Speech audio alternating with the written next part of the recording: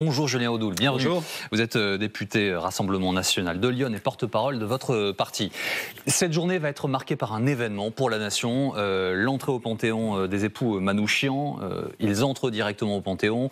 Les compagnons fusillés de Missak Manouchian figureront sur une plaque à leur côté. Je vous cite Georges Dufaux-Epstein, il est fils de résistants. Il dit « Je suis le fils d'un immigré tué par les nazis. Nous rendons hommage à un immigré tué par les nazis. Quand on sait ce qu'elle défend sur l'immigration, la préférence nationale, bien sûr que je ne souhaite pas voir Marine Le Pen à sa panthéonisation. Sa présence serait insupportable. » C'est une voix qui se joint par exemple à celle du chef de l'État dans son entretien à l'Humanité. Pourtant, Madame Le Pen a décidé d'y aller tout de même. Pourquoi ? Est-ce que ce monsieur dit un mot sur la responsabilité du Parti communiste dans la collaboration avec les nazis ? Est-ce que ce monsieur refait l'histoire, notamment d'un parti, le Parti communiste, qui a été dissous pour intelligence avec l'ennemi ? Non. Donc vous voyez qu'il y a bien une manipulation historique et politique derrière tout ça. Je rappelle que le chef de l'État qui a donné une interview au journal de l'Humanité, c'est la première fois qu'un président en exercice donne une interview à un journal qui titrait, il y a quelques dizaines d'années, « Staline, l'homme que nous aimons le plus ». Si on veut faire de l'histoire, il faut la faire jusqu'au bout.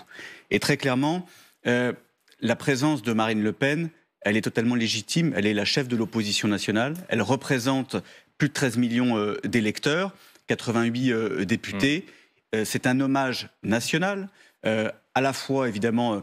mais ce n'est pas la première fois que le RN n'est pas le bienvenu à un hommage. Et précédemment, par exemple, pour l'hommage à M. Badinter, Mme Le Pen avait dit « nous n'y rendrons pas ». C'était très différent. Vous aviez la famille qui n'avait pas souhaité que nous y participions. Mais là, très clairement, on voit bien toute la manipulation assez grotesque, il faut bien le dire, des uns et des autres qui essayent... C'est grotesque, un fils de résistant, petit-fils de résistant qui ne souhaite pas que vous veniez. La manipulation politique est grotesque. Celle du président de la République est grotesque. Mais qu'est-ce que vous dites à ce monsieur ? Parce que là, je ne vous parle pas de politique. Qu'est-ce que vous dites à ce monsieur qui est fils de résistant et qui ne veut pas que vous soyez sur place ? Mais encore une fois, c'est son avis. Moi, j'ai rien à lui dire de particulier. Ce que je dis, c'est que le Front National, comme le Rassemblement National, a toujours été très clair.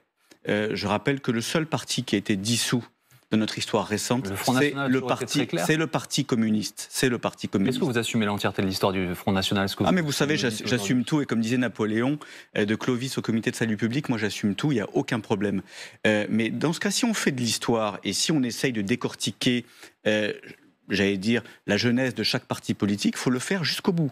Il faut le faire avec M. Mitterrand, le Parti socialiste. Il faut le faire avec le Parti communiste et les heures sombres du communisme. Ce sont pas eux qui sont face à moi ce matin, M. Audoul, c'est un représentant du Rassemblement National. Chose que vous ne rappelez jamais. Donc moi j'aimerais, si on fait de l'histoire, allons-y jusqu'au bout. C'est passionnant. Sauf que je pense que d'une part, ça n'intéresse pas beaucoup les Français. Ce qui intéresse les Français, c'est aujourd'hui leur souffrance et leurs difficultés du quotidien. Et surtout, ce qui intéresse les Français, c'est que lors d'un hommage national, que la nation puisse se rassembler avec le respect qui est dû aux oppositions. Et je rappelle que le Rassemblement National est le premier parti de l'opposition. Les agriculteurs continuent leur mobilisation, Julien Audoul, à quelques jours maintenant du coup d'envoi du Salon de l'Agriculture à Paris. Des actions juste avant une prise de parole de Gabriel Attal, là dans quelques minutes. Il devrait préciser les annonces faites par le gouvernement. Il y a eu quand même des annonces conséquentes. Comment est-ce que vous les jugez, vous ? Conséquentes, je ne pense pas qu'elles aient été entendues comme conséquentes par la majorité des agriculteurs. Moi, les agriculteurs que j'ai entendus disent qu'elles sont conséquentes, mais pas mises en application. En tout cas, ceux que j'entends dans Lyon sont toujours à la fois attentifs à ce qui va être dit, mais surtout sont déçus du traitement qui a été celui du Premier ministre, qui a d'une part essayé de gagner du temps pour que la crise s'essouffle, et ensuite les mesures, en tout cas les mesurettes qui ont été annoncées ne sont pas au niveau de la crise. Alors c'est quoi la mesure principale, par exemple, qu'aurait prise le Rassemblement National ? La première mesure, c'est sortir l'agriculture des traités de libre-échange.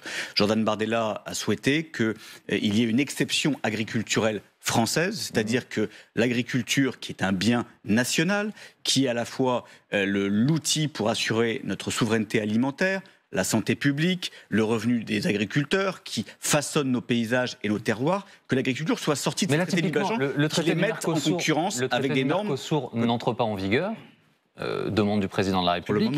Pour le moment. En tout cas, il n'entre pas en vigueur pour l'instant. Il y a également une réflexion sur l'arrivée de produits notamment venus d'Ukraine. Donc des choses avancent dans ce sens. Mais comment, excusez-moi, mais entendez la colère des agriculteurs qui, au moment où ils étaient en mobilisation, voit que les députés européens, et notamment les députés européens de M. Macron, ont voté un traité de libre-échange avec le Chili.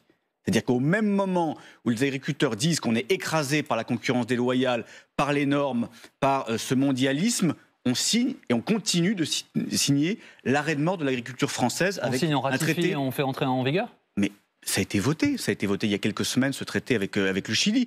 Donc, et puis, excusez-moi, mais sur le Mercosur, les Allemands sont ultra favorables et vont faire pression sur la France. Et moi, j'attends de voir que le président de la République défende, pour une fois, les intérêts de la France. Donc ça, ce sera la première mesure du Rassemblement national pour les agriculteurs. Et ensuite ? La première, mais vous avez une batterie de mesures, à la fois sur les prix, à la fois sur les normes. Aujourd'hui, vous avez des normes européennes. Sur les prix, il y a la loi Egalim, par exemple, avec des contrôles qui ont été mis en place. La loi Egalim, elle est insuffisante. Et d'ailleurs, les agriculteurs le disent, elle n'est pas suffisamment appliquée. Mais la réalité, c'est que vous avez aussi des normes écologistes qui étranglent nos agriculteurs. Il y a une pause qui a été mise sur le plan éco-phyto, par exemple, aux dames de tous les écologistes. Oui, alors excusez-moi, mais il faudrait déjà que le gouvernement accorde ses violons entre M. Attal, entre M. Béchu, qui disent tout et n'importe quoi, qui se contredisent les uns les autres. Vous savez, on ne sait pas trop quelle est l'orientation qui est donnée par ce gouvernement. Ce qu'attendent nos agriculteurs, c'est pas des mesurettes, c'est pas faire semblant, c'est pas de dire on va vous cajoler et puis ça repartira comme avant. Ce qu'attendent nos agriculteurs, c'est un choc structurel. C'est que vraiment l'agriculture soit sortie des traités de libre-échange et qu'on mette le paquet pour assurer les revenus. Un tout dernier mot sur un sujet absolument différent. Vous connaissez Léonore Monconduit, c'est la maire de Poitiers. Madame Monconduit, comme toutes les édiles de villes conséquentes, elle est à plein temps à son ouvrage. Elle est enceinte. Elle doit donc s'arrêter. Elle n'aura pas d'indemnité parce que ça n'existe pas pour les élus. Elle demande donc une réforme du statut des élus. Est-ce que c'est un texte, par exemple, que vous pourriez accompagner ? Bon, en tout cas, effectivement, il y a des vides. Il y a des vides puisque ça n'avait pas été anticipé avec la parité en politique et l'émergence de bon nombre d'élus. Effectivement, il y a des rectifications à apporter. Et si on peut assurer une égalité entre les élus, notamment en période de grossesse, je pense que c'est une bonne chose, effectivement. Merci beaucoup, Julien Audeau, d'avoir été avec nous ce matin en direct sur LCI.